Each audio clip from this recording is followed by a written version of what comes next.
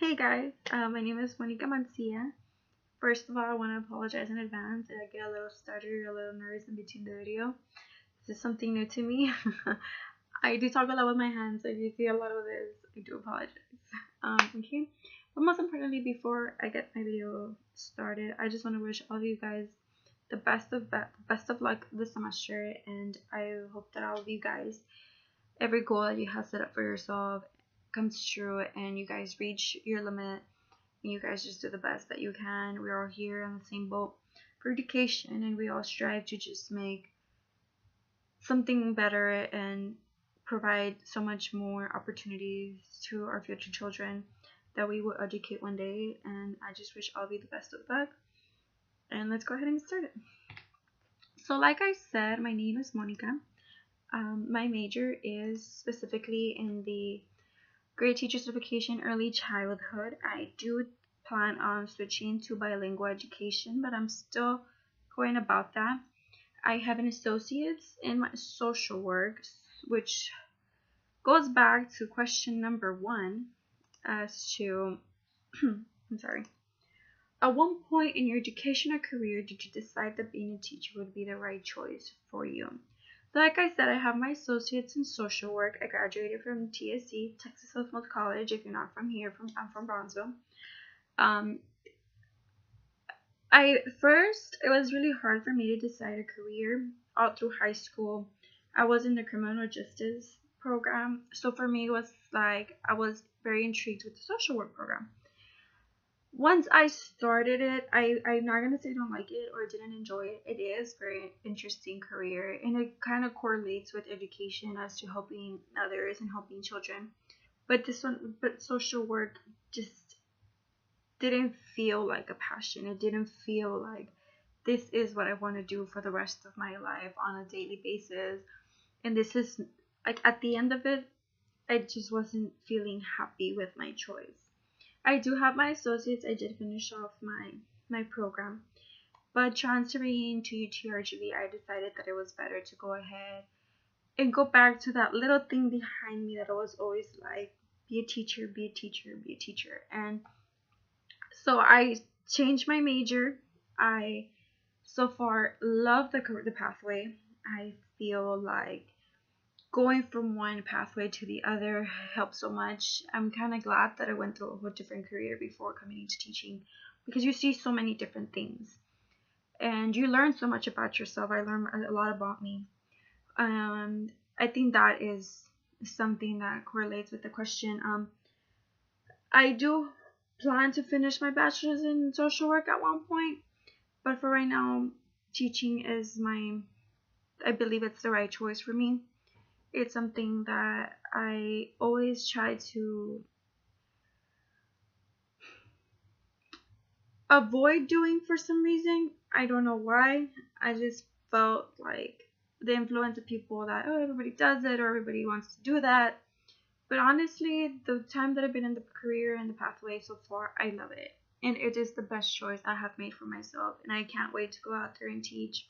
And hopefully, and I pray that I make an impact on so many kids and try to change so many things that must be changed on the system. Describe an average day of what a teacher's schedule looks like. To me, on the average day for a teacher is an adventure. I have observed many teachers in the past 2 years, and I can honestly say that not every day is the same. It is not a routine. Yes, you have a set schedule, but it is something new every day, every year. You have new kids, you have new personalities, new stories that are being introduced to you. Therefore, you must change every time to fit into their new forms of learning and their ways where they come from. For me, and an average day of a teacher is so wrong for what people think that it's a routine or that it's the same thing every day, because it's so not. I mean, every day is something different. You get in contact with kids that have very difficult backgrounds or with many different ways of learning or learning disabilities. And it's just something different. It's not easy. Most of these kids spend most of their time at school, and you become their mentor in a way for that year, or hopefully you impact them throughout their whole life. So for me, an average date for a teacher is you are up and down, and it's an excitement. I love seeing how teachers enjoy it. It's something so like inspiring, and I really like how their daily day goes. It's a whole different world once you're in the classroom. And I think with that goes back to parents. I've seen a lot of people post about parents and their correlation to their kids' education, and that is so true. Like I was mentioning before, these kids spend most of their time in the classroom. I have a 8-year-old little sister, and most of her time is in the classroom. Most of her day she's there. She's learning. She's getting new ideas. She comes home with new mentalities, and you can see the difference on a kid depending on their teachers. So, like, for example, her last year teacher, I mean, I felt like she grasped so much and learned so much so quick because she's such a very smart little girl. But this year, I feel like the teacher isn't as much as she should be involved with her. So, it is for parents to come into the picture, talk to the educator, get involved as much as, and the educator get involved with the parent. On a daily basis, I've seen so many parents get in contact with parents, or parents get in contact with them. And unfortunately, there's also those parents that just don't pay attention to their kids and their education. And like I said, they spend a lot of time with us. So it's up to us to try to make that time that they're with us the best that it can be. So it goes with question 3. What are teachers' responsibilities? Teachers' responsibilities aren't just taking care of the kid while they're there, or teaching them how to read, or teaching them how to learn. It goes so much more beyond that. Yes, our responsibility is to integrate education into them, but it's also our responsibility to make these kids accustomed to society. Just welcome them into the new society that they're to embark. It goes way much more than just the educational process. We are there to help them be members of society, and for them to be able to walk out there and be able to communicate with one another, respect one another. And basically our responsibility is to make them what people in society, with teaching them manners, teaching them respect, teaching them how to, goes back to reading, math, for them to be able to get around society, to know how to be, for them to one day go off to college and pursue what they wish, for them to know that there is something so much more than just graduating high school. At this point, graduating high school is just step 1 of how much they can achieve.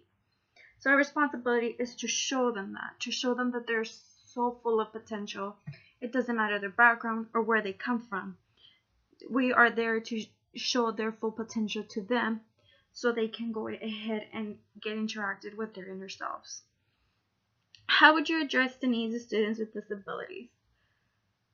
These students do require a whole lot more attention from an educator, and I've seen it, but it's also very important for us to integrate equality, for us to treat them all alike, even though yes, they have a disability.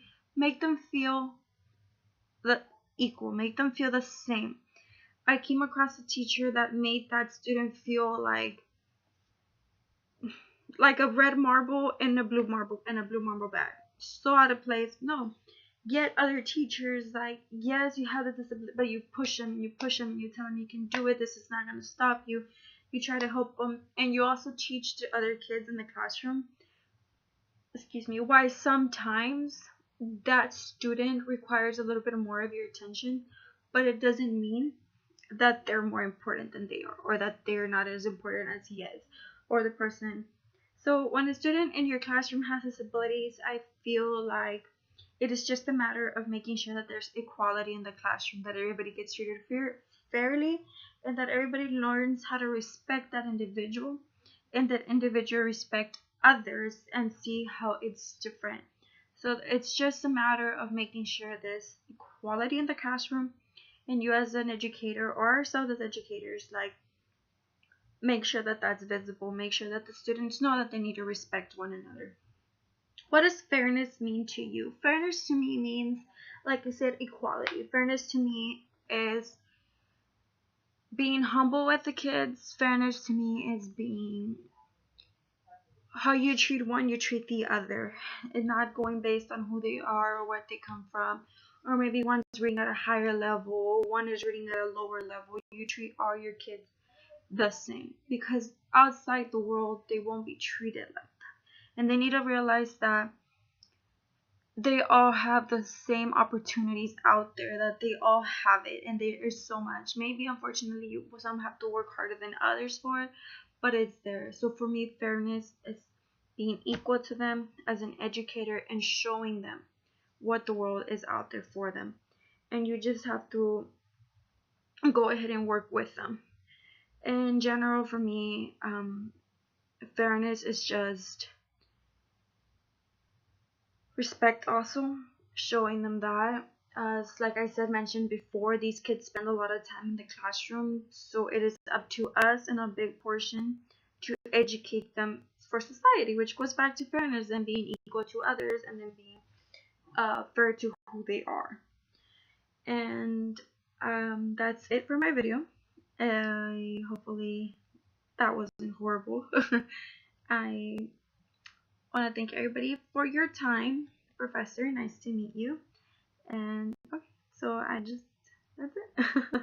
You guys have yourself a wonderful semester, and goodbye.